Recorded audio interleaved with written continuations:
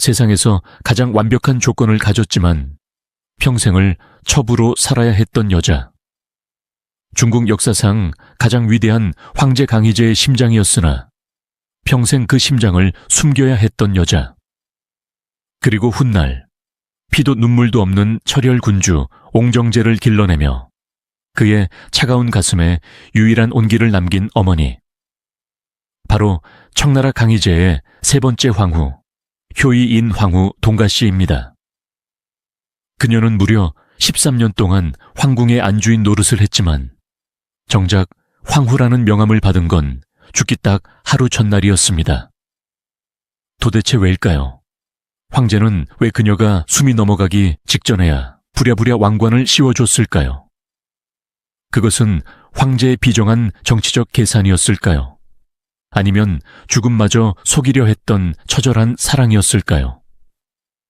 오늘 우리는 자금성 깊은 곳에 묻혀있던 역사책이 차마 다 기록하지 못한 단 하루의 황후, 그 슬프고도 미스터리한 진실을 파헤쳐봅니다. 강희제, 8살에 등극하여 14살에 친정을 시작한 소년 황제.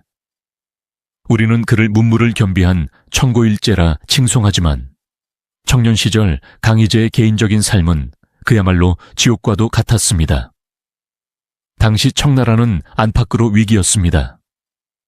밖으로는 3번의 난이 일어나 오삼계가 남쪽에서 반기를 들었고 안으로는 권신 5배를 숙청한 직후라 조정이 살얼음판 같았습니다. 하지만 황제를 가장 힘들게 한 것은 정치가 아니었습니다. 바로 죽음의 그림자였습니다. 강희제에게는 씻을 수 없는 트라우마가 있었습니다. 그의 첫 번째 아내이자 정치적 동반자였던 효성인 황후는 태자 윤익을 낳다가 난산으로 세상을 떠났습니다. 그때 강희제의 나이 겨우 21였습니다. 피 묻은 아내의 손을 잡고 오열했던 젊은 황제는 4년 뒤 두 번째 아내인 효소인황후마저 병으로 잃게 됩니다. 불과 20대 중반의 나이에 2명의 황후를 연달아 땅에 묻은 것입니다. 이때부터 자금성 안팎에는 흉흉한 소문이 돌기 시작했습니다. 황제의 기운이 너무 강해서 여인들이 버티지 못한다. 황제는 처복이 없는 팔자다. 그 곁에 가는 여자는 명을 재촉할 것이다. 이 잔인한 소문은 강희제의 가슴에 비수가 되어 꽂혔습니다. 그는 자신이 사랑하는 사람을 지키지 못한다는 자책감, 그리고 또다시 누군가를 잃을지 모른다는 공포심에 사로잡혔습니다. 황후라는 자리는 영광의 자리가 아니라 앉으면 죽어나가는 저주받은 의자처럼 느껴졌을 것입니다. 바로 이 시점, 황제의 마음이 갈기갈기 찢겨 너덜너덜해져 있을 때 운명처럼 한 여인이 입궁합니다. 그녀는 낯선 여인이 아니었습니다. 아주 어린 시절부터 황제가 알고 지냈던 피를 나눈 가족이었습니다. 그녀의 성은 퉁기야, 한국 한자음으로는 동가씨입니다. 이 성씨를 주목해야 합니다. 당시 청나라 조정에는 조정의 절반이 동가씨 사람이다 라는 말이 있을 정도로 그녀의 가문은 막강했습니다. 하지만 권력보다 더 중요한 것은 혈통이었습니다. 효이인 황후의 아버지는 동국유라는 사람입니다. 그리고 이 동국유의 누나가 바로 강희제의 친어머니인 효강장황후입니다.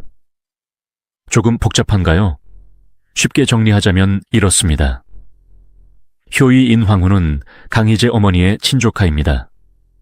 즉, 강희제와 효이인 황후는 이종사촌 지간입니다.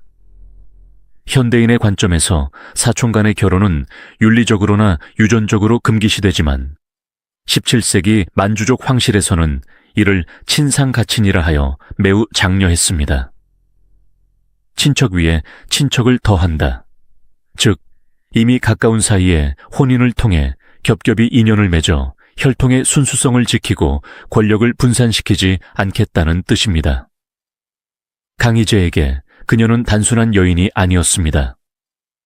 어머니를 일찍 여의고 늘 모성애에 굶주려 있던 강희제에게 외가 식구인 그녀는 어머니의 향기를 느낄 수 있는 유일한 존재였습니다. 그녀의 얼굴에서, 말투에서 황제는 그리운 어머니의 모습을 찾았을지도 모릅니다. 그녀는 황제에게 있어 가장 완벽한 내 편이었습니다. 다른 후궁들이 가문의 이익을 위해 황제를 이용하려 할 때 혈육인 그녀만큼은 온전히 황제의 안위를 걱정해 줄 것이라는 믿음이 있었죠. 하지만 동전의 양면처럼 이 완벽한 배경은 그녀에게 족쇄가 되었습니다. 그녀는 태어나는 순간부터 황비가 되도록 교육받았습니다. 동가씨 가문은 이미 황태후를 배출했지만 그 영광을 이어가기 위해 또 한 명의 황후가 필요했습니다. 그녀의 어깨에는 수천 명에 달하는 일가 친척의 부귀영화가 걸려 있었던 겁니다. 어린 소녀였던 그녀에게 과연 입궁하고 싶으냐고 물어본 사람이 있었을까요? 아마 없었을 겁니다. 그녀에게 입궁은 선택이 아니라 거부할 수 없는 숙명이었습니다. 1676년에서 1677년 사이 꽃다운 나이의 그녀는 마침내 자금성으로 들어옵니다. 문헌에는 그녀가 정확히 언제 입궁했는지 날짜가 기록되어 있지 않습니다. 하지만 1677년에 그녀가 갑자기 귀비라는 높은 직첩을 받는 것으로 보아 그 전부터 궁 안에 머물며 황제의 곁을 지켰을 가능성이 큽니다. 상상해 보십시오. 그녀가 탄 가마가 자금성의 육중한 문을 통과할 때의 기분을요. 바깥 세상에서는 새들이 자유롭게 날아다니지만 저 높은 붉은 벽 안으로 들어가는 순간 그녀는 평생 다시는 저 문 밖을 나갈 수 없습니다. 그녀가 입궁했을 때 황궁의 분위기는 어수선했습니다.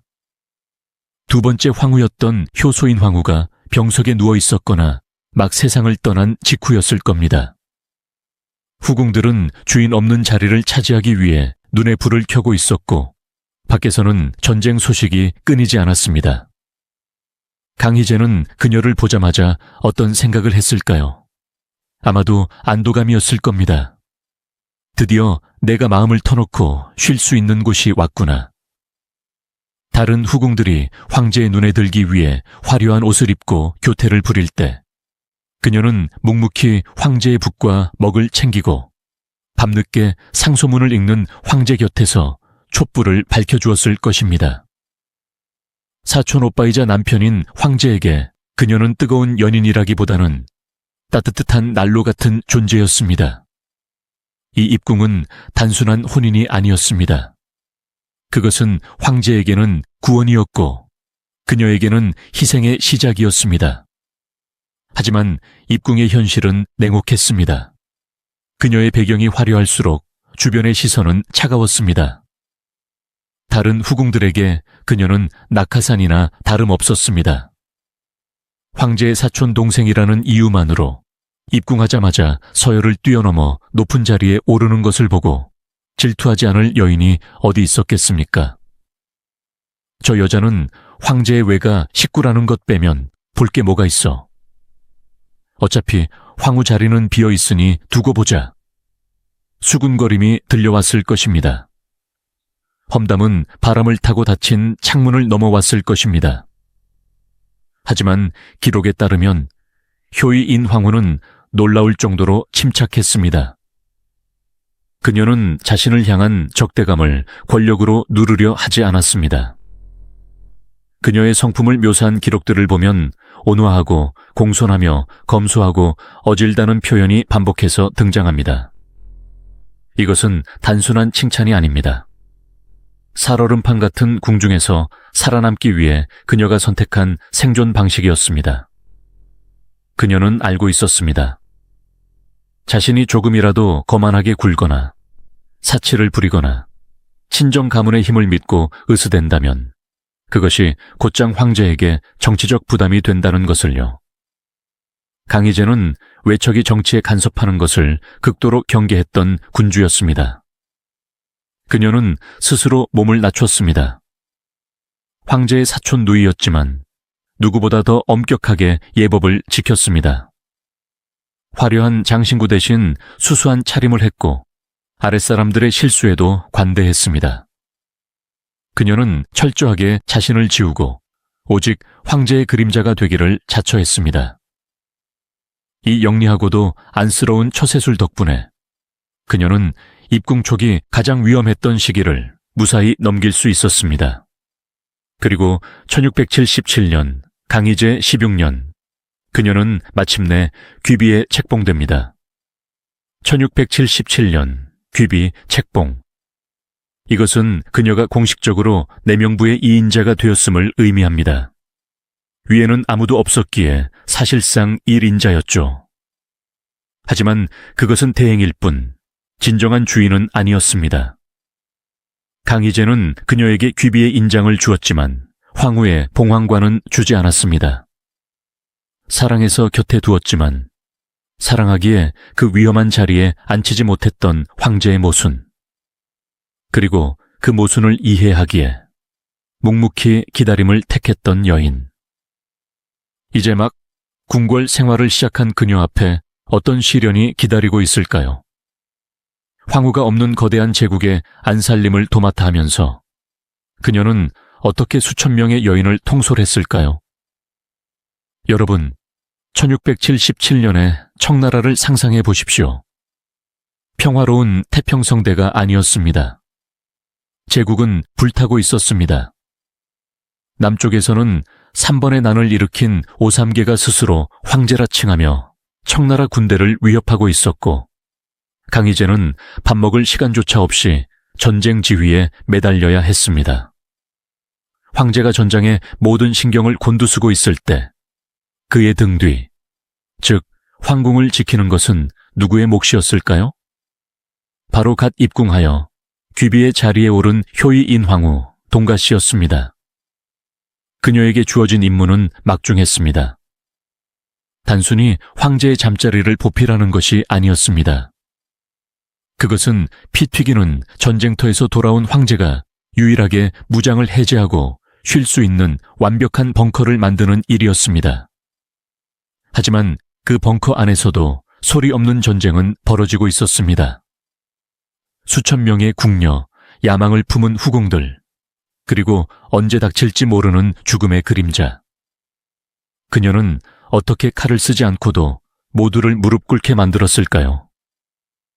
1677년 귀비가 된 동가씨에게 곧바로 닥친 첫 번째 시련은 바로 죽음이었습니다. 입궁한 지 1년도 차에 되지 않은 1678년, 당시 황궁의 안주인이었던 효소인 황후가 세상을 떠납니다. 그녀 역시 강희제의 두 번째 정실 부인이었지만 입궁 1년도 안 되어 병으로 요절하고 만 것입니다. 이 죽음은 강희제에게 엄청난 충격이었습니다. 첫 번째 아내를 난산으로 잃은 지 4년 만에 두 번째 아내마저 잃었으니까요. 앞서 언급했던 황제는 극처의 팔자다라는 소문은 이제 기정사실처럼 굳어졌습니다. 황궁은 공황 상태에 빠졌습니다. 안주인이 사라진 자금성. 누가 이 거대한 조직을 이끌 것인가? 순리대로라면 서열 두 번째인 귀비 동가씨가 바로 황후에 책봉되어야 했습니다. 그녀는 명문가 출신의 황제의 사촌이었으니까요. 하지만 강희제는 주저했습니다. 사랑하는 사촌 여동생마저 저 황후의 저주에 걸려 죽게 할 수는 없다는 공포심. 그리고 전쟁 중인 상황에서 황후 책봉이라는 거국적인 행사를 치르기엔 국고와 국력이 부족하다는 현실적인 판단. 결국 강희제는 결단을 내립니다. 황후 자리는 비워둔다. 대신 귀비 동가씨가 황후의 권한을 대행한다. 이때부터 동가씨의 기묘한 이중 생활이 시작됩니다. 명함은 귀비인데 하는 일은 황후인 삶. 이것은 그녀에게 엄청난 기회이자 동시에 치명적인 위기였습니다. 잘하면 본전이지만 못하면 자격도 없으면서 설친다는 비난을 듣기 딱 좋은 자리였으니까요. 당시 후궁에는 훗날 강희제의 총애를 받게 될 쟁쟁한 여인들이 포진해 있었습니다. 훗날 옹정제의 어머니가 되는 덕빈, 강희제의 총애를 독차지했던 의빈, 그리고 혜빈, 영빈. 이른바 강이 네 마리의 비라 불리는 여인들이 서서히 두각을 나타내고 있었죠. 이들은 각자 가문의 힘을 믿거나 황제의 총애를 무기로 호시탐탐 더 높은 자리를 노리고 있었습니다. 자금성의 아침은 전쟁터보다 더한 긴장감이 감돌았습니다. 매일 아침 묘시가 되면 승공궁의 문이 열리고 화려하게 치장한 후궁들이 황귀비에게 문안 인사를 올리러 옵니다. 바로 이 순간이 동가 씨에게는 하루 중 가장 피하고 싶은 숨막히는 심리전의 시간이었습니다. 상상해 보십시오. 가장 상석에 앉아있는 동가 씨, 그리고 그 아래로 줄지어 앉은 강희 사비. 왼쪽에는 황제의 장자를 낳았다는 자부심으로 고개를 꼿꼿이 세운 혜비가 앉아 있습니다. 오른쪽에는 황제의 총애를 한 몸에 받으며 온몸을 화려한 비치와 보석으로 감은 의비가 앉아 교태 섞인 웃음을 흘리고 있습니다. 그리고 그 옆에는 가장 많은 아들을 낳은 영비와 차기 황권을 노리는 야심과 덕비가 차가운 눈빛으로 앉아 있습니다. 이들은 말로는 황귀비 마마, 만복을 누리소서라고 칭송하지만 그 속마음은 달랐습니다. 아들도 못 낳은 여자가 가문 덕에 우리 윗자리에 앉아 있구나. 그들의 눈빛에는 멸시와 질투, 그리고 언제든 저 자리를 끌어내리겠다는 살기가 서려 있었습니다. 특히 의비 광랑라 씨는 황제의 총애를 믿고 동가 씨 앞에서 보란 듯이 황제와의 밤 이야기를 꺼내며 그녀의 속을 뒤집어 놓곤 했습니다. 평범한 여인이었다면 질투심에 눈이 멀어 그 자리에서 소리를 지르거나 분을 이기지 못해 쓰러졌을지도 모릅니다. 하지만 동가 씨는 달랐습니다. 그녀는 흔들리는 눈동자를 찻잔 속에 숨기며 온화한 미소로 그들의 도발을 받아 넘겼습니다. 의비가 폐하를 잘 모셨다니 내 마음이 기쁘네. 자네가 있어 내가 안심하고 내 명부를 다스릴 수 있어. 그녀는 자신을 공격하는 칼날을 소미불처럼 부드럽게 감싸 안았습니다. 자신이 화를 내는 순간 그것이 곧 가문의 약점이 되고 황제의 근심이 된다는 것을 알았기 때문입니다. 겉으로는 우아한 백조처럼 보였지만 수면 아래에서는 가라앉지 않기 위해 처절하게 발버둥 치고 있었던 13년. 그녀가 지킨 평화는 거저 얻어진 것이 아니라 매일 아침 자신의 자존심을 난도질 당하면서도 꾹꾹 눌러 담은 인내의 결과였습니다. 이런 맹수 같은 여인들을 젊은 귀비 동가 씨는 어떻게 통솔했을까요? 그녀의 무기는 온화함이었습니다. 역사 기록인들은 그녀에 대해 이렇게 적고 있습니다. 성품이 온화하고 공손하며 아랫사람을 너그럽게 대했다. 이것은 단순한 칭찬이 아닙니다. 그녀는 전임 황후들과는 다른 리더십을 보여주었습니다. 첫 번째 황후가 엄격한 규율로 공포 분위기를 조성했다면 동가 씨는 소통과 관용을 택했습니다. 예를 들어볼까요? 당시 전쟁 때문에 물자가 귀했습니다. 그녀는 스스로 솔선수범하여 자신의 식사 반찬 수를 줄이고 화려한 비단옷 대신 수수한 옷을 입었습니다. 그리고 후궁들에게 말했습니다. 황제께서 전장에서 피를 흘리고 계신데 우리가 호의호식할 수는 없다. 그녀는 강압적인 명령 대신 도덕적 모범을 보임으로써 제멋대로인 후궁들을 부끄럽게 만들었습니다. 콧대 높은 후궁들도 황제의 사촌이자 가장 높은 지위인 귀비가 스스로 낡은 옷을 입고 절약하는데 감히 사치를 부릴 수 없었을 겁니다. 이것이 바로 무위이치, 억지로 하지 않아도 다스려지는 고도의 정치술이었습니다. 그녀는 소리 지르지 않고도 자금성을 장악했습니다. 이 시기 강희제와 동가 씨의 관계는 어땠을까요? 많은 드라마에서는 황제와 후궁의 관계를 뜨거운 정욕으로 묘사하지만 강희제와 동가 씨의 관계는 좀 더 차원 높은 동지애에 가까웠습니다. 강희제는 3번의 난 때문에 극도의 스트레스를 받고 있었습니다. 반란군이 승승장구할 때는 자살까지 생각했을 정도로 몰려 있었죠. 이때 그가 유일하게 속마음을 털어놓을 수 있는 사람은 사촌 여동생인 동가 씨뿐이었습니다.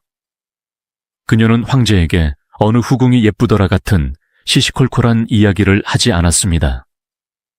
대신 황제가 국정에 전념할 수 있도록 후궁의 잡음을 완벽하게 차단했습니다. 황제가 후궁에 들어왔을 때 그 어떤 불평불만도 들리지 않게 하는 것, 오직 편안함만을 느끼게 하는 것, 그것이 그녀의 내조였습니다. 강희제에게 그녀는 아내이자 친구이자 어머니의 대리인이었습니다. 그녀의 처소인 승건궁은 황제에게 전쟁터 같은 조정에서 벗어날 수 있는 유일한 안전가옥이었습니다. 이 깊은 신뢰관계 덕분에 비록 그녀에게 아직 아들이 없었음에도 불구하고 그녀의 지위는 난공불락의 요새처럼 단단했습니다. 아들을 낳은 다른 후궁들도 감히 그녀를 넘볼 수 없었던 이유가 바로 여기에 있습니다. 황제의 마음속에 그녀는 이미 대체 불가한 존재였기 때문입니다. 1681년 마침내 기나긴 3번의 난이 평정됩니다. 강희제의 승리였습니다. 제국은 안정을 되찾았고 농공행상이 이루어졌습니다. 전장에서 공을 세운 장수들에게 상을 주듯 황제는 내조의 공을 세운 후궁들에게도 새로운 자귀를 내립니다. 이때 해빈, 의빈, 덕빈, 영빈이 모두 비로 승격됩니다. 그리고 우리의 주인공 동가씨는 그녀는 황귀비로 한 단계 더 높이 올라갑니다. 황귀비. 청나라 후궁 제도에서 황후 바로 아래 단계지만 황후가 없을 때는 부황후로서 황후와 동등한 권력을 행사하는 자리입니다. 강희제는 그녀에게 황귀비의 책봉 금책을 내리며 그녀의 공로를 치하했습니다. 5년 동안 묵묵히 내 명부를 지켜준 것에 대한 보상이었습니다. 하지만 여전히 황후는 아니었습니다. 전쟁도 끝났고 나라도 안정되었는데 왜 강희제는 여전히 마지막 한 걸음을 주저했을까요? 단순히 그녀의 겸손함을 사랑해서였을까요?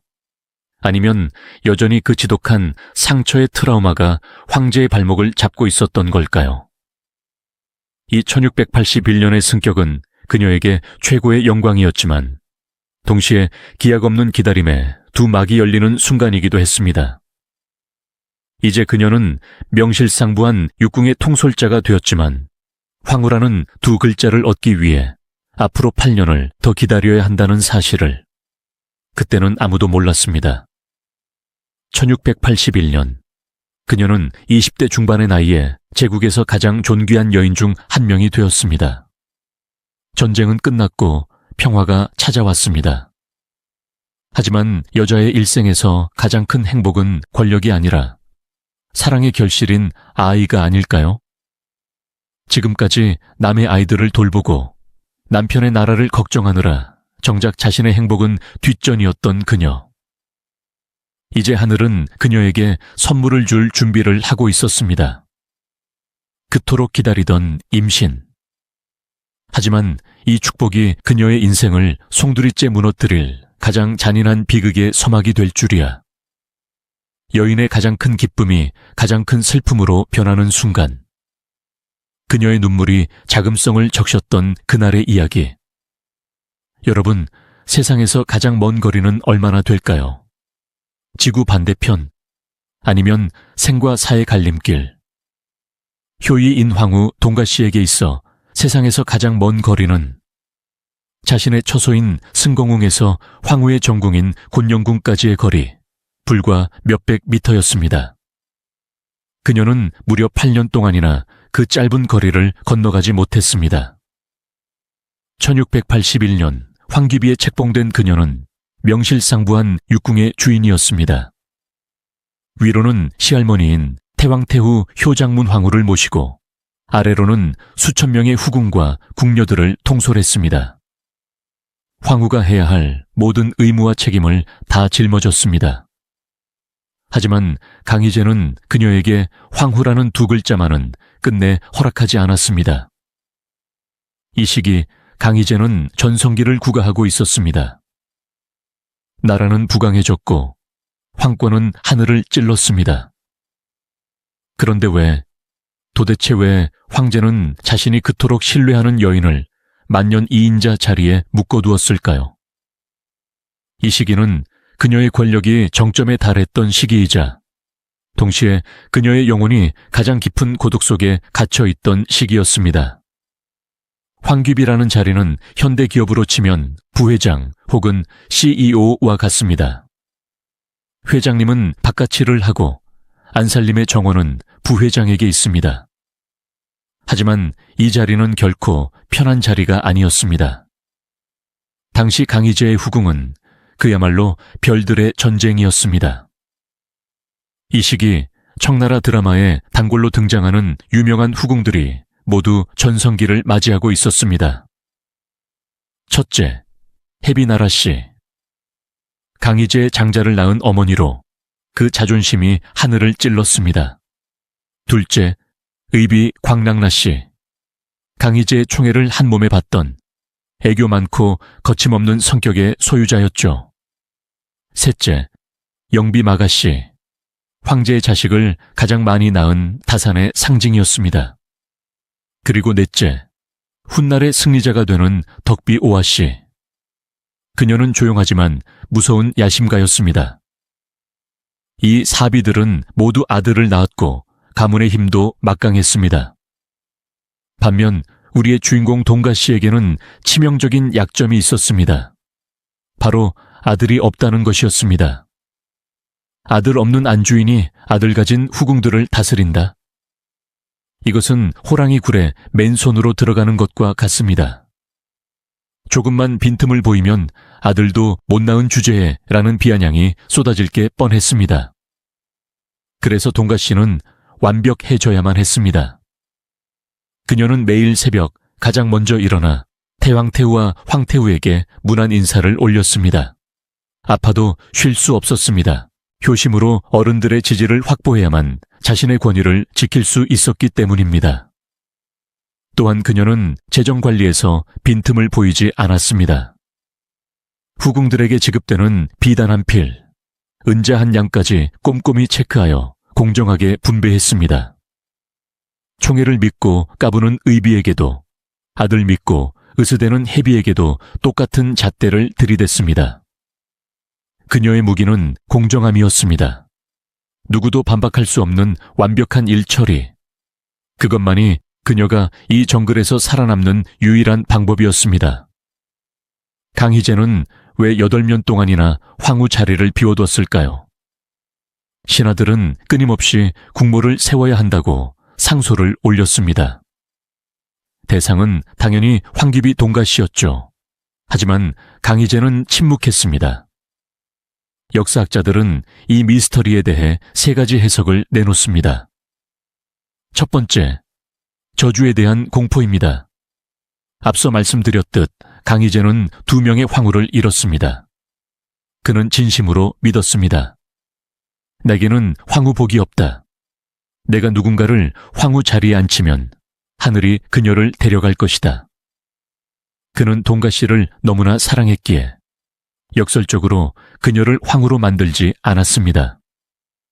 그녀를 황귀비 자리에 두는 것이 그녀의 목숨을 지키는 길이라고 믿었던 것입니다. 이것은 비겁한 변명이 아니라 사랑하는 여인을 잃고 싶지 않은 남자의 처절한 미신이었습니다. 두 번째, 외척 세력 견제입니다. 동가 씨의 아버지 동궁유는 당시 조정의 실세였습니다. 동간애가 조정의 절반이라는 말이 나올 정도였죠. 이미 아버지가 권력을 쥐고 있는데 딸까지 황후가 된다. 이것은 황권의 위협이 될 수 있습니다. 강희제는 냉철한 정치가였습니다. 그는 밤에는 동가 씨를 안아주었지만 낮에는 그녀의 가문을 경계해야 했습니다. 세 번째, 후궁들의 균형입니다. 만약 동가 씨가 황후가 되고 아들을 낳으면 그 아들은 적장자가 되어 태자 자리를 위협하게 됩니다. 당시엔 이미 태자 윤행이 있었습니다. 강희제는 태자의 지위를 보호하기 위해서라도 동가씨를 황후로 올리는 것을 주저했을 수 있습니다. 이 복잡한 이유들이 얽히고 설켜 8년이라는 긴 세월의 침묵을 만들어냈습니다. 하지만 그 침묵 속에서 동가씨의 마음은 어떻게 타들어갔을까요? 황깁이라는 자리는 화려하지만 잔인했습니다. 명절이나 황실 행사 때 그녀는 황후의 자리에 앉을 수 없었습니다. 황후의 자리는 비워두고 그녀는 그 옆 한 단계 낮은 자리에 앉아야 했습니다. 그 텅 빈 의자는 그녀에게 매일같이 속삭였을 것입니다. 너는 대타일 뿐이야. 너는 진짜 주인이 아니야. 특히 그녀를 힘들게 했던 것은 태자 윤잉의 존재였습니다. 태자 윤잉은 죽은 첫 번째 황후의 아들입니다. 강희제는 태자를 끔찍이 아꼈습니다. 동가씨는 내명부의 수장으로서 태자를 친자식처럼 돌봐야 했습니다. 상상해 보십시오. 남편이 죽은 전처를 잊지 못해 그 아들을 애지중지하는데 현처인 나는 내 자식도 없이 전처의 아들을 받들어야 하는 상황. 심지어 나는 정식 아내라는 타이틀조차 없습니다. 그녀는 겉으로는 태자에게 따뜻했습니다. 옷을 지어보내고 건강을 챙겼습니다. 하지만 밤이 되어 승공웅으로 돌아왔을 때 거울 속의 자신을 보며 그녀는 울지 않았을까요? 나는 황제에게 무엇일까? 사랑하는 여인일까? 아니면 태자를 돌보고 후궁을 관리해주는 고급 유모일까? 이 정체성의 혼란은 8년 내내 그녀를 괴롭혔습니다. 그녀는 황제의 사랑을 의심하지는 않았지만 황제의 결단을 기다리다 지쳐가고 있었습니다. 희망 고문. 그것이 그녀를 서서히 시들게 만들었습니다. 그녀를 힘들게 한 것은 황제뿐만이 아니었습니다. 바로 그녀의 친정 동가 가문이었습니다. 아버지 동국유는 딸이 하루빨리 황후가 되기를 원했습니다. 그에게 딸의 행복은 뒷전이었습니다. 딸이 황후가 되어야 가문의 영광이 완성되기 때문입니다. 동국유는 딸을 만날 때마다 재촉했을지 모릅니다. 마마, 황제 폐하께 더 강력하게 말씀드려야 합니다. 언제까지 첩으로 사실 겁니까? 우리 가문의 체면을 생각하셔야지요. 아버지의 탐욕은 그녀를 더욱 비참하게 만들었습니다. 그녀는 황제에게 자리를 달라고 조르고 싶지 않았습니다. 사랑을 구걸하고 싶지 않았으니까요. 하지만 가문의 압박은 그녀를 숨막히게 했습니다. 황제와 아버지 사이, 사랑과 권력 사이. 그녀는 샌드위치처럼 끼어 이러지도 저러지도 못했습니다. 이 엄청난 스트레스는 결국 그녀의 몸을 망가뜨리는 원인이 됩니다. 기록에 따르면 그녀는 이 시기부터 시름시름 앓는 날이 많아졌습니다. 마음의 병이 몸의 병이 된 것입니다. 그러던 1683년 칠흑 같은 어둠 속에 한 줄기 빛이 내립니다. 입궁한 지 수년 만에 드디어 그녀에게 태기가 찾아온 것입니다. 30이 다 되어가는 나이, 당시로서는 노산에 가까운 나이에 얻은 첫 아이였습니다. 이 임신 소식은 자금성을 발칵 뒤집어 놓았습니다. 강희제는 뛸 듯이 기뻐했습니다. 어쩌면 이 아이가 아들이라면 강희제도 더 이상 핑계를 댈 수 없을 것이고 그녀도 당당히 황후의 자리에 오를 수 있을 것이라는 기대감이 부풀어 올랐습니다. 동가씨는 배를 쓰다듬으며 다짐했을 겁니다. 이 아이가 나를 구원해 줄 것이다. 이 외로움과 서러움에서 나를 건져줄 유일한 희망이다. 그녀는 8년의 기다림이 이제 보상받는다고 생각했습니다. 하지만 그녀는 몰랐습니다. 신은 때로 가장 큰 행복을 보여준 뒤 그것을 잔인하게 빼앗아감으로써 인간을 시험한다는 사실을요. 그녀의 뱃속에서 자라고 있는 생명이 그녀에게 왕관을 씌워줄 구원자가 될지 아니면 그녀를 죽음으로 몰고 갈 사신이 될지 운명의 모래시계는 이제 1683년에 그 비극적인 여름을 향해 흐르고 있었습니다. 1681년부터 1689년까지 그녀는 제국의 어머니 역할을 완벽하게 수행했습니다. 그녀의 통치 아래 후궁은 조용했고 황제는 마음 놓고 국정에 전념하여 강희 성세를 열었습니다. 하지만 역사는 기억해야 합니다. 그 태평성대의 뒤편에는 8년 동안 이름 없는 황후로 살며 자신의 자존심과 욕망을 억누른 한 여인의 희생이 있었다는 것을요. 여러분, 자금성의 담벼락은 붉은색입니다. 누군가는 그것을 황제의 위엄이라고 하고 누군가는 그곳에서 죽어간 사람들의 피라고도 합니다.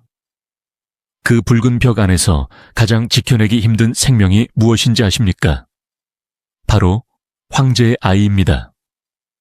청나라 황실의 영아 사망률은 상상을 초월했습니다. 의술이 발달하지 않았고 근친혼의 폐해와 궁중 암투가 겹쳐 아이들이 성인으로 자라는 것은 기적과도 같았습니다. 1683년 우리의 주인공 효이 인황후에게도 마침내 어머니가 될 기회가 찾아왔습니다. 하지만 신은 그녀에게 어머니의 기쁨을 허락하는 대신 평생 지울 수 없는 상처를 남겼습니다. 그리고 그 상처난 가슴을 채운 것은 피 한 방울 섞이지 않은 남의 아들이었습니다. 훗날 중국 역사상 가장 냉혹하고 철저했던 황제 옹정제. 세상은 그를 피도 눈물도 없는 군주라 불렀지만 오직 한 여인 앞에서는 그도 어리광 부리는 소년에 불과했습니다.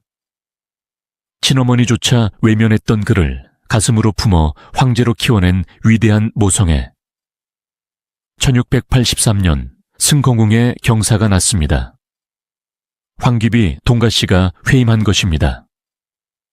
이 소식은 단순한 임신 소식이 아니었습니다. 강희제와 그의 외가인 동가 가문의 피가 섞인 가장 고귀한 혈통의 아이가 태어난다는 뜻이었습니다. 강희제는 뛸 듯이 기뻐했습니다.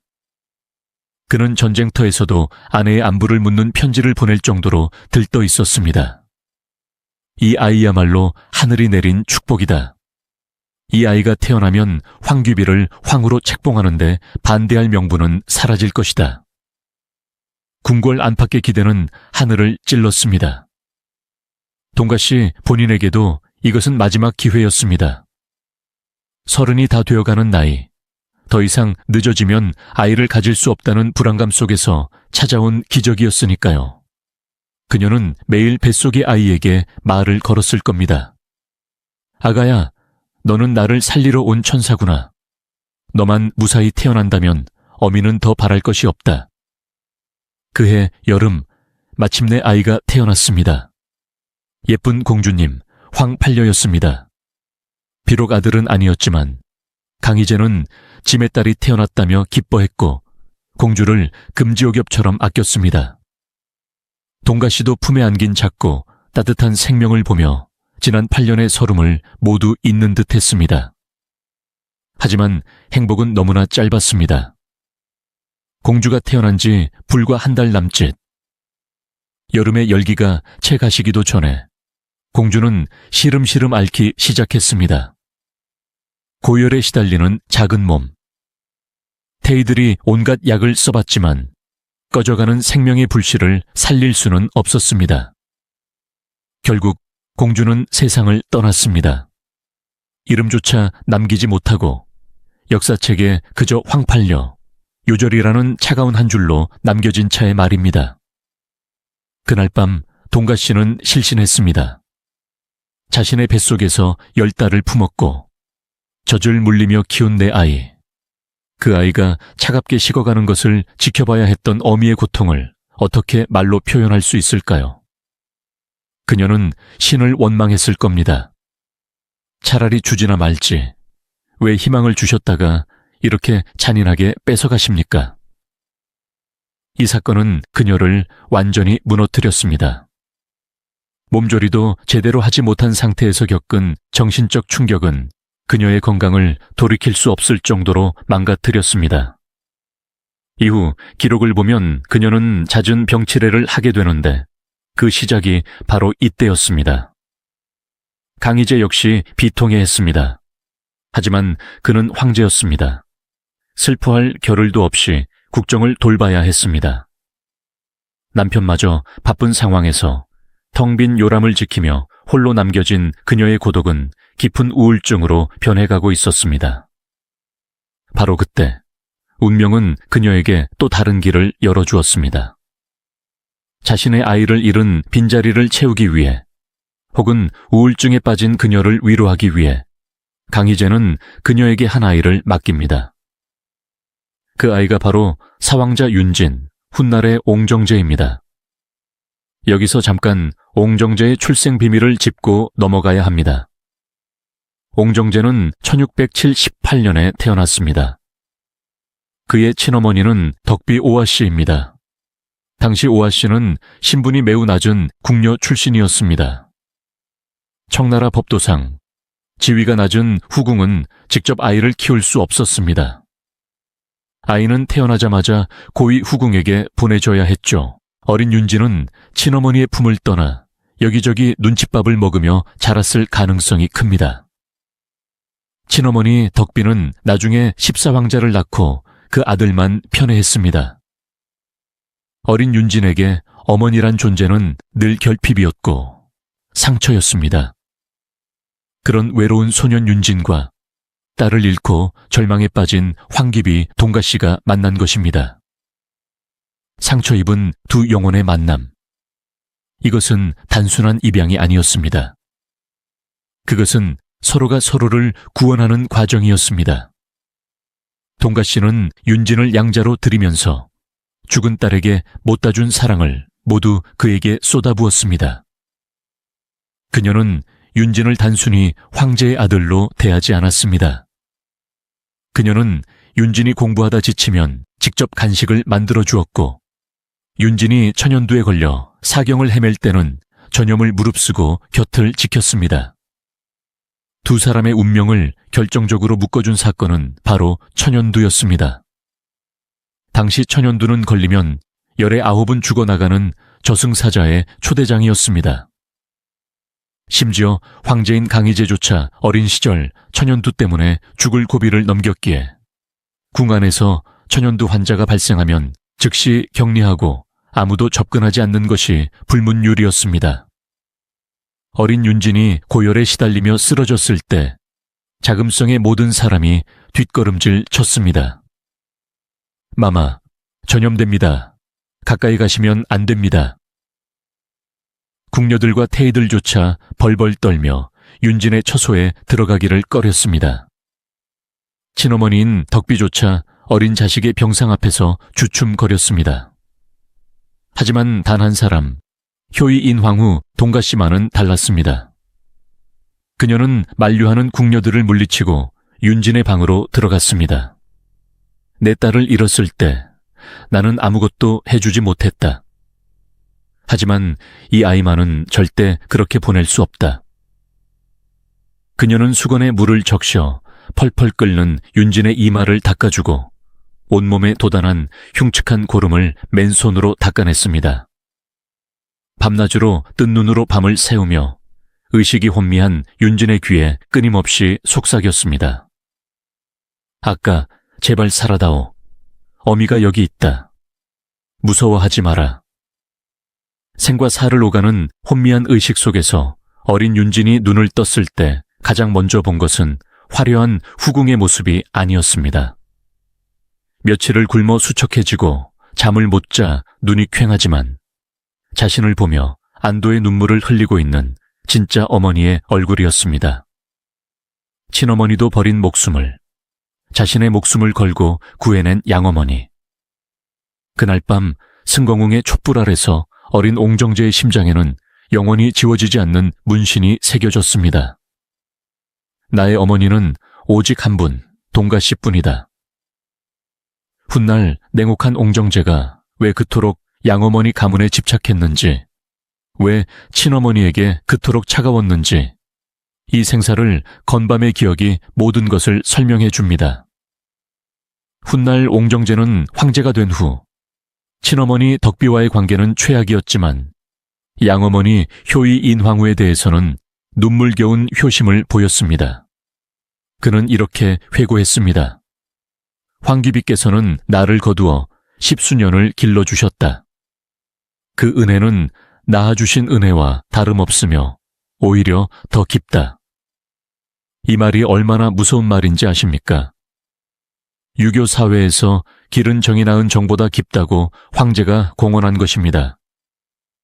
역사학자들은 옹정제의 그 유명한 냉혹하고 의심 많은 성격 뒤에 숨겨진 애정 결핍을 지적합니다. 친어머니에게 버림받았다는 트라우마를 가진 소년. 그 소년에게 유일하게 따뜻한 손을 내밀어준 사람이 바로 동가씨였습니다. 옹정제에게 동가씨는 단순한 어머니가 아니었습니다. 그녀는 차가운 자금성에서 유일하게 믿을 수 있는 내 편이었고 자신을 낳아준 친어머니가 주지 않은 사랑을 준 구원자였습니다. 우리가 드라마이나 옹정황제의 여인에서 보는 차가운 사황자의 모습. 하지만 동가씨 앞에서만은 그는 어리광쟁이 아들이었습니다. 옹정제의 인격 형성의 발알은 바로 이 시기 동가씨의 품 안에서 만들어졌다고 해도 과언이 아닙니다. 이 지점에서 아주 흥미로운 역사적 아이러니가 발생합니다. 효의 인황후 동가씨가 1689년에 사망했을 때 윤진의 나이는 11살이었습니다. 가장 예민한 사춘기 시절에 유일한 버팀목을 잃은 것입니다. 그녀의 죽음 이후 윤진은 다시 친어머니 덕비에게 돌아갔을까요? 아닙니다. 마음의 문을 닫아버렸습니다. 덕비 역시 자신이 낳았지만 남의 손에 커버린 큰아들 윤진보다 자신의 품에서 자란 막내 아들을 더 사랑했습니다. 이 비틀린 가족사는 훗날 피바람을 불러옵니다. 옹정제가 황위 다툼에서 승리하고 즉위했을 때 친어머니 덕비는 아들의 즉위를 축하하기는커녕 네가 황제가 된 것이 꿈만 같다며 냉담한 반응을 보였습니다. 심지어 옹정제 즉위 직후 의문의 죽음을 맞이하기도 하죠. 많은 사람은 옹정제가 친동생들을 숙청한 폐륜아라고 비난하지만 그 내면을 들여다보면 왜 나를 사랑해주지 않았어? 라고 외치는 어린아이의 울음소리가 들리는 듯합니다. 그가 유일하게 사랑했던 어머니 효의 인황후. 그녀가 조금만 더 오래 살았다면 옹정제의 성격은 바뀌었을까요? 어쩌면 청나라의 역사가 조금 더 따뜻하게 바뀌었을지도 모릅니다. 하지만 역사는 가정법을 허락하지 않았습니다. 1608 13년의 비극은 역설적으로 가장 강력한 모자관계를 탄생시켰습니다. 효의 인황후는 딸을 잃은 슬픔을 윤진을 키우며 치유했고 윤진은 친모에게 받지 못한 사랑을 효의 인황후에게서 채웠습니다. 두 사람은 서로의 상처를 핥아주는 짐승들처럼 서로에게 의지하며 험난한 궁중 생활을 버텼습니다. 이 시기는 효의 인황후의 인생에서 비록 몸은 아팠지만 마음만은 가장 충만했던 시절이었을지도 모릅니다. 어머니라고 불러주는 아들이 곁에 있었으니까요. 하지만 이 행복 또한 영원할 수 없었습니다. 딸을 잃은 충격으로 약해진 그녀의 몸은 서서히 한계에 다다르고 있었습니다. 1689년 운명의 시계 바늘은 가차없이 그녀의 마지막 시간을 향해 달리고 있었습니다. 역사는 옹정제를 철혈군주라 부릅니다. 밤새 촛불을 켜고 상소문을 읽다 과로사했다는 황제. 형제들을 가차없이 숙청하고 부정부패 관료들을 지옥 끝까지 쫓아가 버렸던 무서운 군주. 그의 초상화를 보면 늘 입을 굳게 다물고 미간을 찌푸린 채 날카로운 눈빛을 하고 있습니다. 하지만 여러분, 그 차가운 얼굴 뒤에 숨겨진 소년 윤진의 모습을 상상해 보신 적 있나요? 그에게도 따뜻한 봄날이 있었습니다. 바로 승건궁에서 양어머니 효의 인황후와 함께 보냈던 10여 년의 세월입니다. 이 시기 옹정제는 황제가 되기 위한 제왕학을 배웠지만 그보다 더 중요한 것을 배웠습니다. 바로 사랑받는 법입니다. 그렇다면 친어머니인 덕비는 왜 아들과 멀어졌을까요? 그 비극적인 가족사의 퍼즐을 맞춰보겠습니다. 이 평화로워 보이는 시절 뒤편에서 황후의 생명은 촛불처럼 서서히 타들어가고 있었습니다. 이 시기 자금성의 후궁 구도는 미묘하게 변하고 있었습니다. 윤진의 친어머니인 덕비 오아씨는 강희제의 총애를 받아 승승장구하고 있었습니다. 그녀는 윤진을 낳은 후에도 연달아 아이를 낳았습니다. 문제는 여기서 발생합니다. 덕비에게 윤진은 내 품을 떠난 자식이었습니다. 반면 그녀의 품 안에는 새로 태어난 막내 아들이 있었습니다. 인간의 마음이란 참으로 간사해서 눈앞에서 재롱을 부리는 막내에게 더 정이 가기 마련입니다. 어린 윤진은 영리했습니다. 그는 친어머니가 자신을 대하는 태도와 동생을 대하는 태도가 다르다는 것을 본능적으로 느꼈습니다.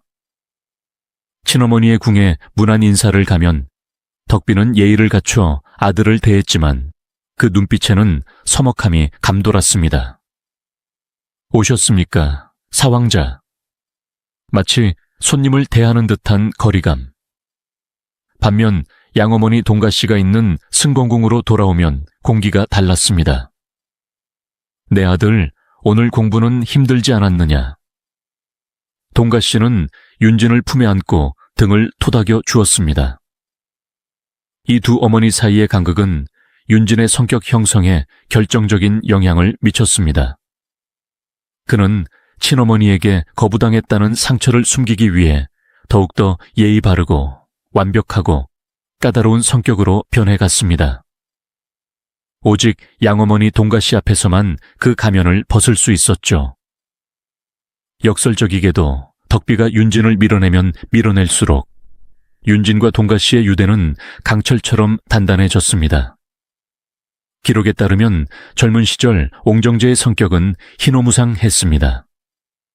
기쁨과 분노의 기복이 심하고 종잡을 수 없었다는 뜻입니다. 예민하고 자존심이 강했던 그는 툭하면 화를 내거나 며칠씩 방에 틀어박히곤 했습니다. 이 까다로운 사춘기 소년을 다룰 수 있는 사람은 천하에 단 2명뿐이었습니다. 아버지 강희제, 그리고 양어머니 효의 인황후였습니다. 강희제가 엄격한 훈육으로 아들을 눌렀다면 효의 인황후는 공감으로 아들을 변화시켰습니다. 윤진이 화가 나 있을 때 그녀는 훈계하지 않았습니다. 그저 차 한 잔을 내밀며 그의 이야기를 들어주었습니다. 네가 옳다. 하지만 황자로서 감정을 드러내는 것은 약점이 된단다. 그녀는 윤진에게 참는 법과 감정을 숨기는 법을 가르쳤습니다. 훗날 옹정제가 구자탈적이라는 피비린내 나는 전쟁터에서 끝까지 속내를 드러내지 않고 살아남아 최후의 승자가 될 수 있었던 비결. 그것은 바로 승공궁에서 어머니에게 배운 침묵의 지혜였습니다. 그녀는 미래의 황제를 키우고 있었던 것입니다. 하지만 아들은 무럭무럭 자라는데 어머니는 시들어갔습니다. 1608 15년을 기점으로 동가씨의 건강은 눈에 띄게 나빠졌습니다. 원인은 복합적이었습니다. 첫째, 1683년에 겪은 난산과 딸의 죽음으로 인한 후유증이 완치되지 않았습니다. 둘째, 내명부 관리에 과중한 업무였습니다. 황후가 없었기에 모든 대소사가 그녀의 결재를 거쳐야 했습니다.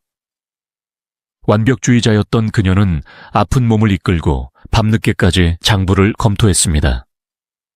셋째, 마음의 병이었습니다.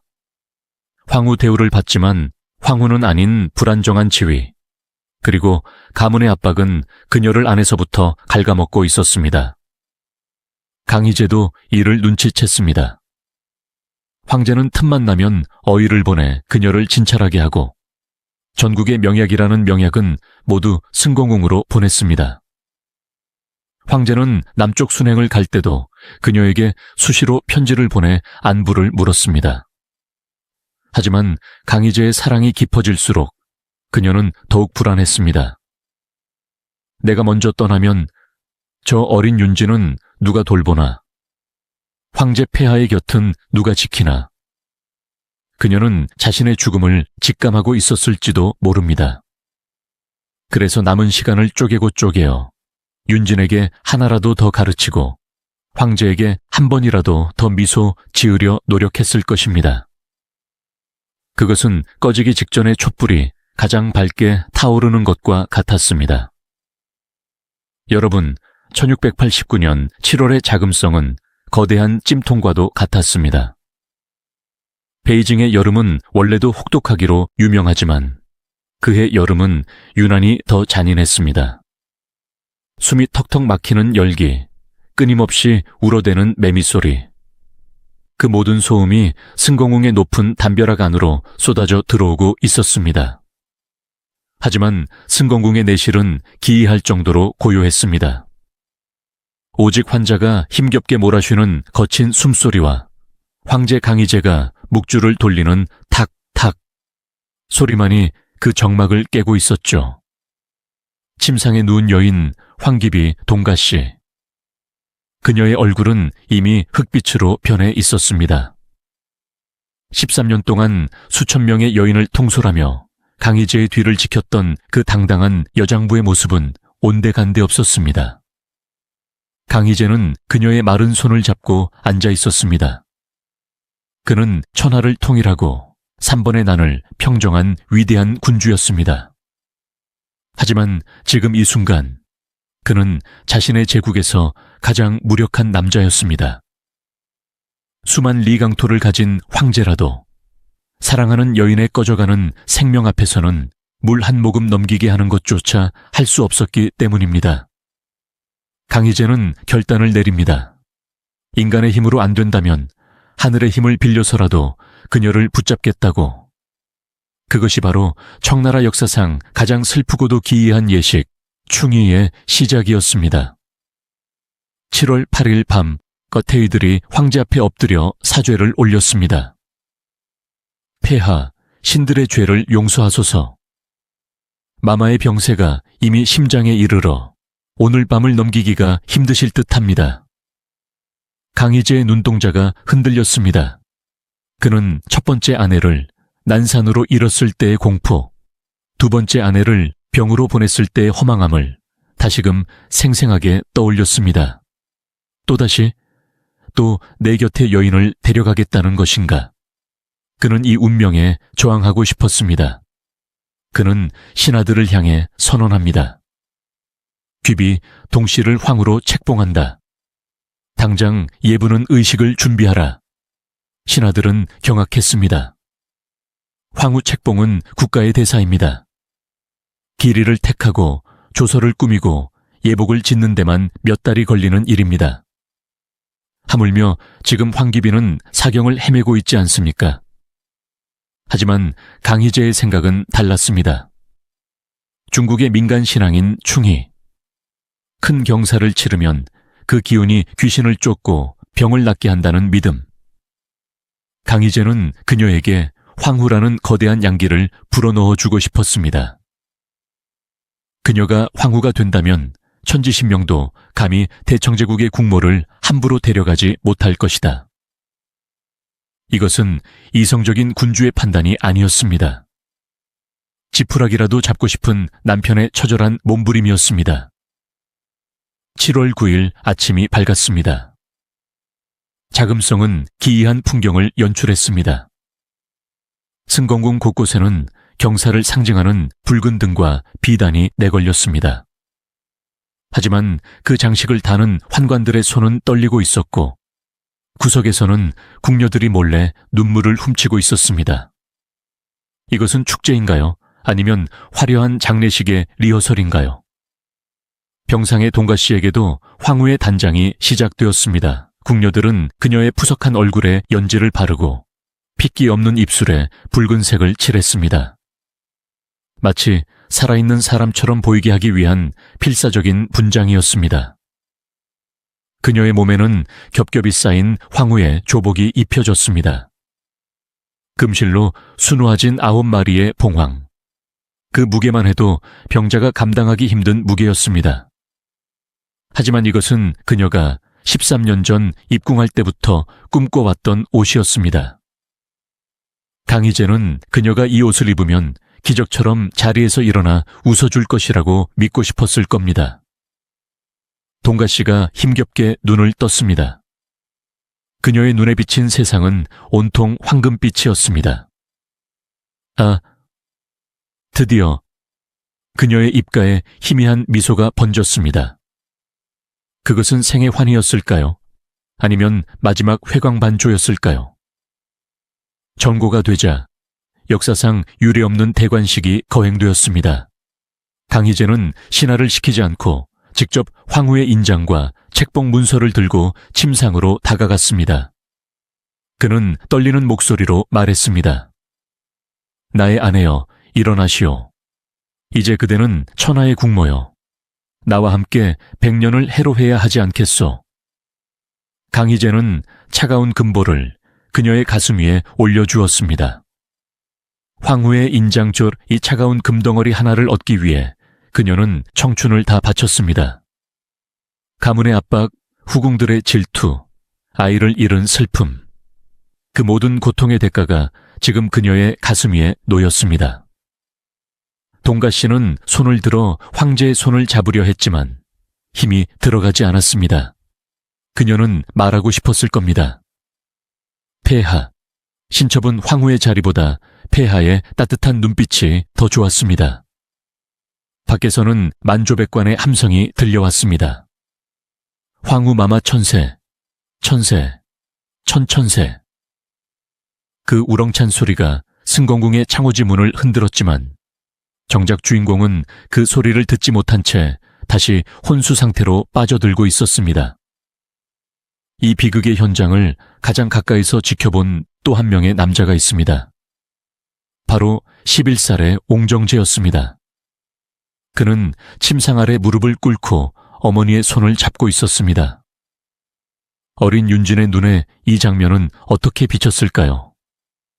가장 사랑하는 어머니가 가장 화려한 옷을 입고 가장 고통스럽게 죽어가는 모습. 어쩌면 이날 어린 옹정제는 뼈저리게 느꼈을지도 모릅니다. 권력이란 무엇인가? 황후라는 자리가 죽음을 막을 수 있는가? 이 화려한 의식들이 다 무슨 소용인가? 훗날 옹정제는 허례허식을 극도로 싫어하고 실용주의를 추구하는 황제가 됩니다. 어쩌면 그 냉철한 성격의 뿌리는 어머니의 허무한 대관식을 지켜보며 느꼈던 그날의 환멸감에서 시작되었을지도 모릅니다. 그는 어머니의 손을 잡고 끊임없이 속삭였습니다. 어마마마, 가지 마세요. 저를 두고 가지 마세요. 하지만 그의 기도는 하늘에 닿지 않았습니다. 7월 10일 신시. 충의의 효력은 단 하루였습니다. 황후 책봉 조서의 먹물이 차에 마르기도 전에 효의인 황후의 거친 숨소리가 잦아들기 시작했습니다. 마지막 순간 그녀는 강희재를 바라보며 눈물을 한 방울 흘렸다고 전해집니다. 그 눈물의 의미는 무엇이었을까요? 홀로 남겨질 남편에 대한 걱정이었을까요? 아니면 먼저 간 딸을 만난다는 안도감이었을까요? 마침내 그녀의 고개가 힘없이 옆으로 떨어졌습니다. 방 안의 공기가 일순간 멈췄습니다. 그리고 터져나오는 강희재의 오열. 의야, 의야. 황제는 체면도 잊은 채 아내의 이름을 부르며 통곡했습니다. 그녀는 갔습니다. 입궁 13년, 황후 재위기간 단 1일. 그녀는 황후의 보좌에 단 한 번도 앉아보지 못한 채 영원한 안식에 들어갔습니다. 그녀가 입고 있던 화려한 황후의 예복은 결국 그녀의 수의가 되고 말았습니다. 승공궁 밖으로 황후의 붕어 소식이 전해지자 자금성의 모든 종이 울리기 시작했습니다. 댕, 댕, 그 종소리는 마치 그녀의 짧고도 기구한 운명을 조문하는 듯 했습니다. 24시간의 드라마는 끝났습니다. 기적은 없었습니다. 하지만 강희제는 그녀를 그냥 보내지 않았습니다. 그는 그녀에게 효의라는 시호를 내렸습니다. 효도 효의 아름다울 의. 그녀가 평생 보여준 헌신과 아름다운 마음씨를 영원히 기억하겠다는 황제의 맹세였습니다. 그리고 강희제는 다짐합니다. 내 생에 다시는 황후를 세우지 않으리라. 그녀는 강희제의 세 번째 황후이자 마지막 황후가 되었습니다. 그녀 이후로 33년 동안 청나라의 황후 자리는 비어 있었습니다. 그 빈자리는 강희제가 그녀에게 바치는 침묵의 사랑 고백이었습니다. 1689년 7월, 자금성의 여름은 끝났습니다. 효의인 황후가 세상을 떠난 후 강희제는 제정신이 아니었습니다. 그는 무려 5일 동안이나 조회를 패하고 정사를 돌보지 않았습니다. 워커홀릭이었던 황제에게는 전무후무한 일이었습니다. 신하들이 폐하, 옥체를 보존하소서라고 읍소했지만 황제의 귀에는 아무것도 들리지 않았습니다. 그는 황후의 관이 안치된 곳을 떠나려 하지 않았습니다. 밤마다 그 앞에서 술을 따르고 그녀가 평소 입던 옷을 어루만지며 통곡했습니다. 천하를 호령하는 천고일제 강희제가 아니라 아내를 잃은 한 명의 지아비만이 그곳에 있었습니다. 그렇다면 그녀의 죽음은 강희제의 남은 생을 어떻게 바꾸어 놓았을까요? 그리고 그녀가 목숨으로 지켜낸 양아들 옹정제는 어떻게 어머니의 은혜를 갚았을까요? 강희제는 그녀를 그리워하며 수많은 시를 남겼습니다. 이를 망처시라 합니다. 그중 하나를 들어보시죠. 달은 옛날과 같이 밝건만 베개는 차갑기 그지없구나. 호티불은 썰렁하고 지난날의 자취는 꿈속에서도 찾을 길 없네. 얼마나 사무치는 그리움입니까? 강희제는 그녀의 장례를 역대 황후들보다 훨씬 성대하게 치러주었습니다. 만주족의 전통에 따라 신하들은 머리를 깎고 통곡해야 했습니다. 가장 놀라운 것은 근인이라는 평가입니다. 강희제는 그녀의 시호를 정할 때 효와 의 외에도 인이라는 글자를 넣고 싶어 했습니다. 이는 유교에서 최고의 덕목으로 보통 황제에게만 쓰는 글자입니다. 강희제가 그녀를 얼마나 존경했는지 알 수 있는 대목입니다. 효의인 황후가 떠난 후 강희제는 33년을 더 살았습니다. 하지만 그 33년 동안 청나라에는 황후가 없었습니다. 신하들은 여러 번 간청했습니다. 폐하, 국모의 자리를 오래 비워둘 수 없습니다. 귀비 중 한 명을 황후로 책봉하소서. 하지만 강희제는 단호했습니다. 짐의 운명은 철을 극하는 팔자다. 더 이상 무고한 여인을 죽음으로 몰아넣고 싶지 않다. 이것은 핑계였을까요? 아니면 진심이었을까요? 아마도 그는 효의인 황후를 대체할 수 있는 여인은 세상에 없다고 생각했을 것입니다. 그에게 아내는 오직 동가씨 한 사람뿐이었습니다. 그녀는 강희제의 마지막 황후였습니다. 그녀 이후로 강희제는 마음의 문을 굳게 걸어 잠갔고 그 누구에게도 그 열쇠를 주지 않았습니다. 그렇다면 남겨진 아들 옹정제는 어땠을까요? 1722년 강희제가 붕어하고 옹정제가 즉위합니다. 피비린내 나는 형제들의 골육상쟁 끝에 얻어낸 황제 자리. 옹정제가 즉위하자마자 가장 먼저 챙긴 사람들은 누구였을까요? 친어머니 덕비의 가문? 아닙니다. 바로 양어머니 효의인 황후의 가문, 동가씨 일족이었습니다. 옹정제는 양어머니의 남동생인 롱코도를 외삼촌이라 부르며 극진히 대우했습니다. 사실 옹정제가 황위에 오를 수 있었던 결정적인 이유 중 하나가 바로 당시 궁원을 쥐고 있던 롱코도의 지지 덕분이었습니다. 롱코도가 왜 사왕자 옹정제를 지지했을까요? 바로 자신의 누나인 효의인 황후가 목숨처럼 아꼈던 양아들이기 때문입니다. 결국 효의 인황후는 죽어서도 아들을 지켰습니다. 그녀가 뿌린 사랑의 씨앗이 30년 후 아들을 황제로 만드는 결정적인 방패가 되어 돌아온 것입니다.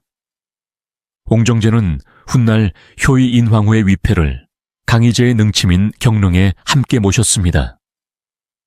살아서는 다른 침상을 썼으나 죽어서는 한 구덩이에 묻히리라. 부모님을 합장함으로써 옹정제는 양어머니를 영원히 아버지 곁에 있게 해주었습니다. 이야기를 마치며 우리는 다시 묻습니다. 효의 인황후 동가씨의 삶은 비극이었을까요? 13년을 기다려 단 하루 황후가 된 여인, 친자식을 잃고 남의 자식을 키운 어머니. 겉보기엔 상처투성이의 삶처럼 보입니다. 하지만 그녀는 그 어떤 황후보다 위대한 승리자였습니다. 무력이나 음모가 아닌 진심과 인내로 천하를 얻었기 때문입니다. 그녀는 중국 역사상 가장 위대한 황제의 유일한 안식처였고 가장 냉혹한 황제의 유일한 사랑이었습니다. 두 황제의 마음을 동시에 얻은 여인은 청나라 역사를 통틀어 그녀뿐입니다. 왕관의 무게는 무거웠고 그 왕관을 쓴 시간은 찰나였습니다. 하지만 그녀가 남긴 사랑의 향기는 300년이 지난 지금도 자금성 어딘가에 남아있는 듯합니다. 우리가 그녀를 단 하루의 황후라고 부를 때 그 안에는 안타까움뿐만 아니라 그 하루를 위해 평생을 바친 한 여인의 숭고한 헌신에 대한 존경이 담겨 있어야 할 것입니다.